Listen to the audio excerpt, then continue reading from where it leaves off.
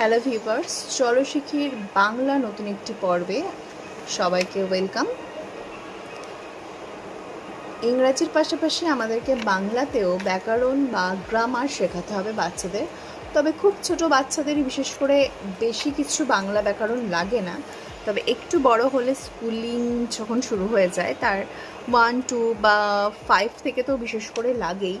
তো এইগুলো দিয়ে আমরা স্টার্ট করাতে পারি ছোট ছোট বিষয়গুলো। তার আগে আমাদেরকে বিশেষণ কী, উদ্দেশ্য কী, বিদেহ কী, কর্ম কী, এগুলো শিখতে হবে। তারপর আমরা এরকম সেন্টেন্স দিয়ে ওদেরকে বোঝাতে পারি যে রাতুল মানে এগুলো হচ্ছে নাম, নামগুলো হচ্ছে বিশেষ্য, লম্বা মোটা বা তার সম্পর্কে যা বলা হচ্ছে সেগুলো হচ্ছে বিশেষণ। তারপর এই যে হেঁটে যাচ্ছে, এই হেঁটে যাওয়াটা হচ্ছে কার্য, বা আমরা যেটাকে ইংরেজিতে সেটাকে আমরা ভার্ব বলি।